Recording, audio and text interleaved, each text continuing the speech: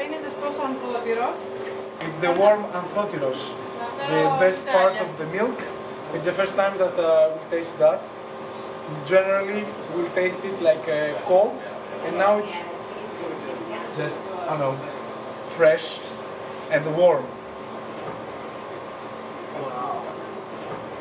Et l'Amphotyros tiède, c'est en fait c'est la deuxième préparation après la graviera. Il fait d'abord la graviera avec le premier lait, et après le reste du jus qui reste, du lait qui reste, ils le font chauffer doucement à la 80 degrés ou 60 degrés, je ne me rappelle pas exactement.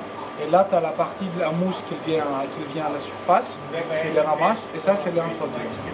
Et là, c'est tiède, donc j'ai hâte de le goûter avec lui.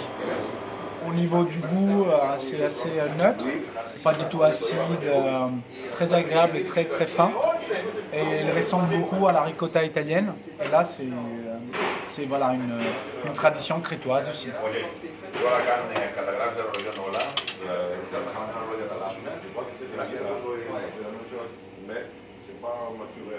Waouh! Et là, je vais vous montrer le séchoir naturel pour le Amphotyros. Ici, mais en fait, c'est très proche aussi de la chaudière qu'il y avait en bas pour chauffer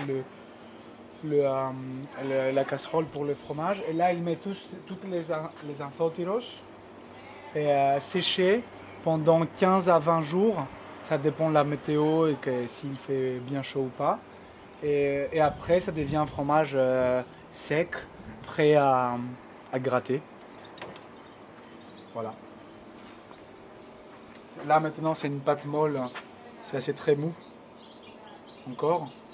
Il vient de le mettre aujourd'hui, donc là il va les sécher pendant 20 jours minimum. Les Amphotyros, ils sont en train de sécher et ils ont une vue extraordinaire. Les champs, les oliviers, un citronnier à droite, je suis jaloux. J'aimerais bien prendre leur place de temps en temps.